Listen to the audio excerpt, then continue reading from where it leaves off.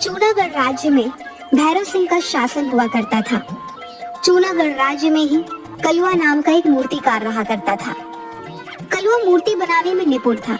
उसकी बनाई हुई मूर्तियों के चर्चे दूर दूर के राज्य तक फैले हुए थे। एक दिन कलवा मूर्ति बनाने के लिए अपनी दुकान पर जा रहा था कि तभी उसका मित्र रास्ते में मिल जाता है। आजकल देख रहा हूँ मूर्ति बनाने में तुम कुछ ज्यादा ही व्यस्त चल रहे हो।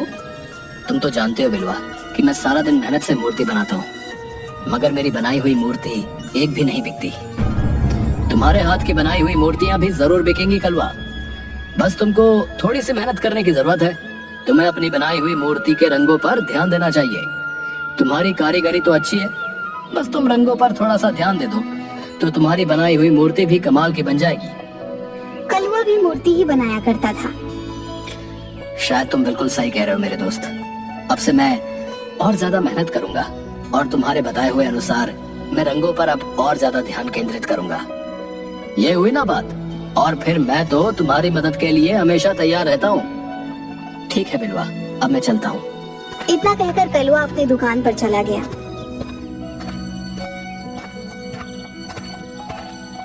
कई महीने ऐसे ही बीत गए। एक दिन वहाँ पर भैरव सिंह के सैनिक कलवा की दुकान पर आकर रुक जाते हैं। एक सैनिक कलवा की ओर देखकर बोला, क्या तुम्हारा ही नाम कलवा है? जी मेरा ही नाम कलवा है। हमारे महाराज भैरव सिंह अक्सर आम आदमी का भेष बदलकर अपनी प्रजा का हाल चाल मालूम करते रहते हैं। और एक दिन राजा की नजर तुम्हारी बनाई हुई मूर्तियों पर पड़ी, जो कि उन्हें बहुत ज्यादा पसंद आई। कुछ दिनों बाद भैरव सिंह अपने राज्य में एक बहुत बड़ा समारोह करवाने वाले हैं। तुम्हें भैरव सिंह के लिए एक ऐसी मूर्ति बनाकर तैयार करनी होगी जो बिल्कुल इंसानों जैसी लगे। याद रखना, मूर्ति एक सुंदर युवती की होनी चाहिए। तुम ऐसी सुंदर युवती की मूर्ति बनाकर तैयार करोगे जिसे देखकर समारोह में आए अन्य राजाओं का मुंह फटा का फटा रह जाए। ये चूनागढ़ के राज्य की साख का सवाल है। लेकिन भैरव सिंह समारोह में मूर्ति क्यों लगवाना चाहते हैं? उस समारोह में निशानेबाजी का कार्यक्रम भी होगा। उस मूर्ति के सर पर एक सेब रखा जाएगा और उस पर दूर से कोई एक राजा निशाना लगाएगा। जिसका तीर सेब पर सटीक चल गया वो राजा विजय घोषित होगा। और भैरव सिंह को विश्वास है कि अन्य राज्यों के राजा मूर्ति की सुंदरता में खो जाएंगे और अपने निशाने से भटक जाएंगे और भैरव सिंह ही विजयी होंगे। इतना कहकर वह सैनिक वहाँ से चला गया। सैनिक के जाते ही बिलवा कलवा की दुकान पर आ गया। सब कुशल मंगल तो है कलवा? सैनिक तुम्हारी दुकान पर क्या करने आए थे? कहीं तुम्हें बंदी बनाने तो नहीं आए थे? अरे नहीं नहीं बिलवा, मेरी मेहनत सफल हो गई।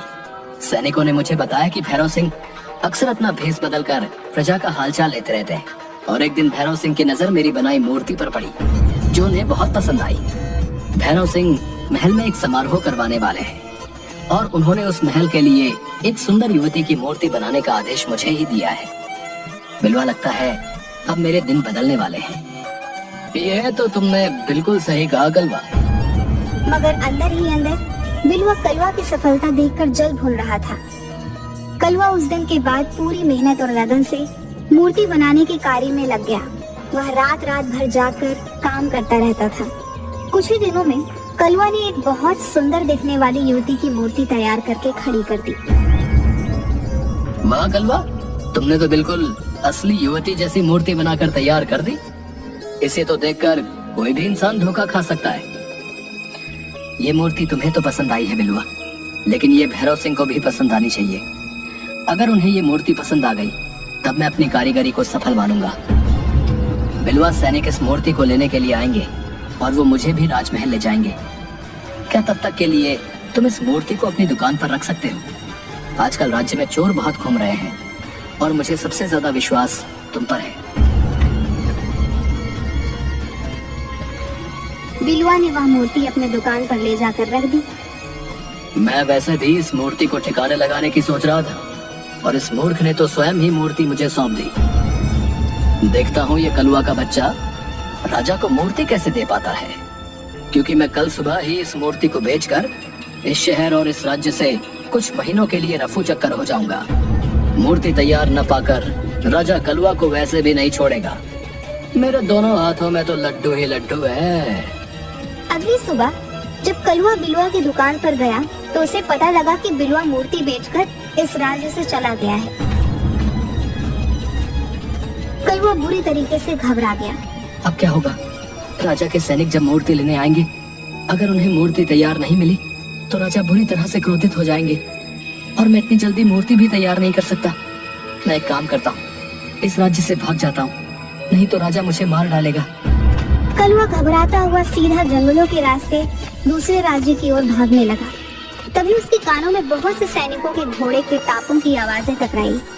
कलवा के दौड़ते हुए कदम अचानक रुक गए। ये तो सैनिकों के घोड़े की आवाज है। कहीं ऐसा तो नहीं कि सैनिक मेरे पीछे मेरी दुकान पर सुबह ही आ गए हों और वो मेरे पीछे लग गए हों। हे ईश्वर, अब क्या होगा? कलवा एक घने पेड़ के पीछे छुप गया। कुछ ही देर बाद बहुत से सैनिक वहां से निकलते हुए चले गए। कलवा वहां से जाने ही वाला था कि तभी उसके कानों में किसी स्त्री के कराहने का स्वर टकराया। कलवा ने देखा कि एक युवती घायल अवस्था में पेड़ के नीचे लेटी हुई थी। कलवा दौड़ता हुआ उस घायल युवती के पास पहुंच गया। कौन हो तुम? ये मैं तुम्हें नहीं बता सकती कि मैं कौन हूँ। मैं बस तुम्हें इतना बताना चाहती हूँ कि तुम इसकी रक्षा करना, इसे अपने घर ले जाओ। इसे किसी भी तरह से राजा के हाथ मत लगने देना, नहीं तो अनर्थ हो जाएगा। तुम किसकी रक्षा की बात कर रही हो? यहाँ तो मेरे और तुम्हारे अलावा कोई भी नहीं है। घायल युवती ने एक पेड़ की तरफ इशारा करके कहा, मैं उस मूर्ति की बात कर रही हूँ। कलवा ने जैसे ही देखा कि उसकी आंखों के सामने एक बेहद सुंदर युवती काले वस्त्र पहनी खड़ी हुई थी। वो तो इंसान है, कोई मूर्ति नहीं। नहीं, ये मूर्ति है। तुम जल्दी से इसे अपने घर ले जाओ। लेकिन तुम तो बुरी तरह से घायल हो। मेरी चिंता मत करो, तुम बस इसे ले जाओ और वचन दो कि तुम इस मूर्ति की रक्षा करोगे और इस बारे में किसी को नहीं बताओगे। ठीक है, मैं आपको वचन देता हूँ कि मैं इस मूर्ति की रक्षा करूँगा। कलवा ने इतना कहा ही था कि वह स्त्री बेहोश हो गई। कलवा उस मूर्ति को लेकर घर चला गया। आज रात इस मूर्ति को अपने घर पर ही रख लेता हूँ। सुबह होते ही इस मूर्ति को लेकर इस राज्य को छोड़कर चला जाऊंगा। कलवा ने इतना कहा ही था कि तभी उसके कानों में किसी स्त्री का मधुर स्वर टकराया। तुम्हें भागने की कोई जरूरत नहीं है, भागना कायरता होती है। स्त्री का मधुर स्वर सुनकर कलवा चौंक कर इधर उधर देखने लगा। एक बार को मुझे ऐसा लगा जैसे कि इस मूर्ति ने मुझसे बात की हो। लगता है मैं भी पागल हो गया हूँ। भला मूर्ति क्या बात करती है? कलवा उस मूर्ति को निहारते हुए सो गया। अगली सुबह कलवा उस मूर्ति को देखकर बोला, तुम तो बिल्कुल इंसान जैसी मालूम पड़ती हो। मेरी आयु 24 वर्ष की हो चुकी है, मगर मुझे अभी तक विवाह के लिए कोई भी स्त्री पसंद नहीं आई। अगर तुम इंसान होती तो मैं तुमसे ही विवाह करता। सच तो यह है कि पहली ही नजर में मुझे तुम्हें देखकर प्रेम हो गया है। मुझे भी तुमसे प्रेम हो गया है। अरे, फिर से उसी स्त्री का स्वर। लेकिन मेरे अलावा तो यहाँ पर और कोई मौजूद नहीं है। तभी कलवा का दरवाजा कोई जोर जोर से पीटने लगा। कलवा ने जैसे ही दरवाजा खोला तो बाहर खड़ा बिलवा तुरंत घर के अंदर घुस आया और उस मूर्ति को हैरत भरी नजरों से देखने लगा। तुम यहाँ पर क्यों आए हो बिलवा? मैंने तुम पर कितना विश्वास करके अपनी मूर्ति तुम्हें सौंपी थी और तुमने चंद पैसों के लालच में आकर उसे बेच दिया। हाँ, क्योंकि मैं तुझसे ज्यादा बेहतर मूर्ति बनाना जानता हूँ। मगर इसके बावजूद भैरव सिंह ने मूर्ति बनाने के लिए तुझे चुना। अब यहाँ क्या करने आए हो? जब मैं इस राज्य को छोड़कर जा रहा था तब मैंने तुम्हें इस मूर्ति को ले जाते हुए देखा। इतनी सुंदर मूर्ति को तुम नहीं बना सकते। बताओ, ये मूर्ति किसकी चुरा कर लेकर आए हो तुम? चोर को चोरी नजर आता है और मैं तुम्हारी तरह चोर नहीं हूँ। सीधी तरह से यहाँ से दफा हो जाओ। दफा तो मैं हो जाऊंगा कलवा, लेकिन इस मूर्ति को ले जाकर। ये मूर्ति मेरी नहीं है बिलवा, इसलिए मैं इसे तुम्हें नहीं ले जाने दे सकता। मैं जानता हूँ ये मूर्ति तुम्हारी नहीं है। सीधी तरह से ये मूर्ति मुझे दे दो कलवा, नहीं तो मैं सैनिकों को ये बताऊंगा कि तुमने लालच में आकर राजा के साथ विश्वासघात किया है। इतना कहकर बिलवा मूर्ति की तरफ जैसे ही गया, अचानक से उस मूर्ति की आंखों से रंग बिरंगी किरणें निकली और देखते ही देखते बिलवा के शरीर में आग लग गई और वो वहीं पर मर गया। यह देखकर कलवा के हाथ पैर फूल गए तभी कलवा का दरवाजा कोई पीटने लगा। कलवा ने जैसे ही दरवाजा खोला तो सामने राजा के सैनिक खड़े थे। क्या तुमने मूर्ति बना दी कलवा? कल समारोह प्रारंभ होने वाला है, तुम्हें इसी समय वो मूर्ति हमारे साथ राजमहल लेकर चलनी है। मैं क्षमा चाहता हूँ, राजा के आदेश पर मैंने एक सुंदर युवती की मूर्ति बनाकर तैयार की तो थी, लेकिन बिलवा उसे बेचकर भाग गया। झूठ बोलते हो तुम। तुम्हारी दुकान पर गया, तुम्हारे दोस्त बिलवा ने बताया कि तुमने उस सुंदर मूर्ति को लालच में आकर किसी दूसरे राज्य में बेच दिया। तुम्हें इसका दंड मिलेगा। और तुमने अपने दोस्त बिलवा को ही मार डाला। बिलवा झूठ बोल रहा था और मैंने बिलवा को नहीं मारा। लेकिन सच तो तुम भी नहीं बोल रहे कलवा। मूर्ति तो मेरे सामने खड़ी है। मैं इस मूर्ति को आप लोगों को नहीं ले जाने दूंगा। ये मूर्ति मेरी बनाई हुई नहीं है, किसी की भी बनाई हुई हो, इससे क्या फर्क पड़ता है। फिलहाल तो ये राजमहल की शोभा बनेगी। अगर ये मूर्ति तुमने नहीं बनाई कलवा, तो मेरा दावा है कि इतनी सुंदर मूर्ति तुम भी नहीं बना सकते थे। मैं इस मूर्ति को आपको नहीं ले जाने दूंगा। तुम्हारा दिमाग तो ठीक है कलवा, कल समारोह शुरू होने वाला है। राजा को अपमानित करवाओगे क्या? इतना बोलकर उसने मूर्ति को उठाने का आदेश दिया, मगर कलवा जिद पर अड़ गया। गिरफ्तार कर लो इस कलवा को। इसने 2 अपराध किए हैं। एक तो भैरव सिंह के लिए बनाई हुई मूर्ति लालच में आकर बेच दी, और दूसरा अपराध इसने अपने ही दोस्त को जान से मारकर किया। सैनिकों ने कलवा को भी गिरफ्तार कर लिया। वह कलवा और उस मूर्ति को राजमहल के अंदर लेकर चले गए। मूर्ति को देखकर राजा का मुंह हैरत से फटा का फटा रह गया। भैरव सिंह सैनिक से बोला, तुमने कलवा को गिरफ्तार करके क्यों रखा हुआ है? इसने तो बहुत सुंदर मूर्ति बनाई है। इसका दावा है कि ये मूर्ति इसने नहीं बनाई, और ये इस मूर्ति को देने में आनाकानी कर रहा था, और इसने मित्र को भी जान से मार दिया।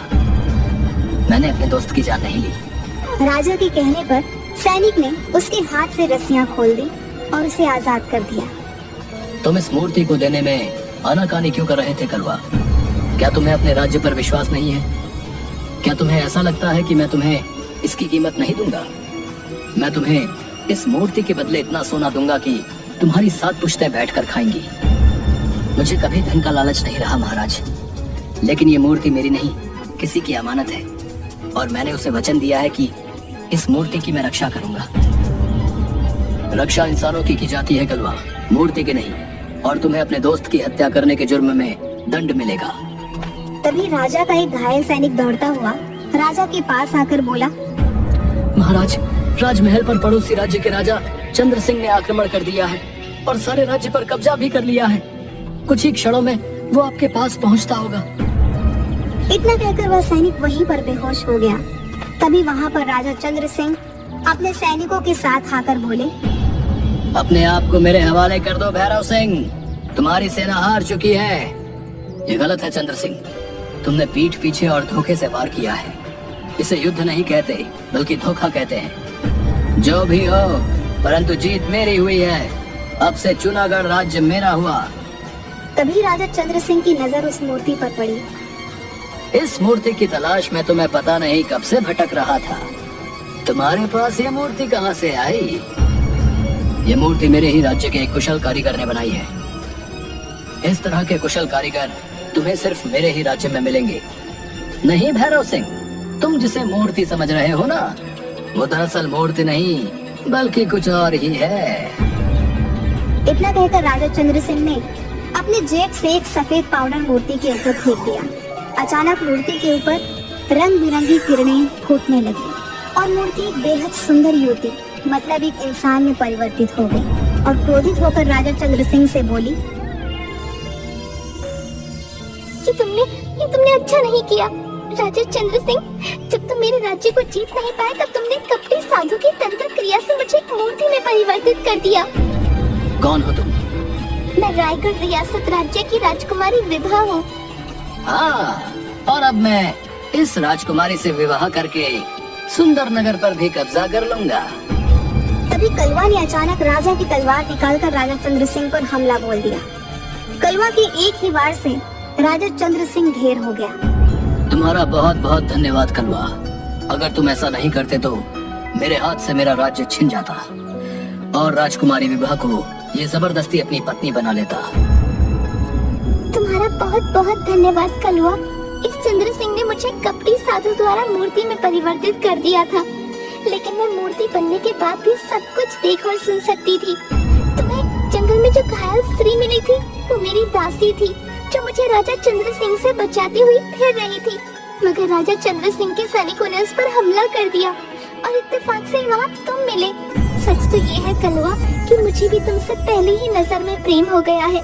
जिस तरह से तुमने चंद्र सिंह के ऊपर वार किया है, तुमने एक कुशल राजा बनने के भी लक्षण है। तुम्हारा दोस्त उस समय तुम्हें मारने की नीयत से आया था, इसीलिए मैंने बिलुआ की जान ली। अगले दिन भैरव सिंह ने धूमधाम से कलुआ और राजकुमारी विभा का विवाह संपन्न कर दिया। आज कलुआ राजकुमारी विभा के साथ मिलकर रायगढ़ रियासत पर शासन कर रहा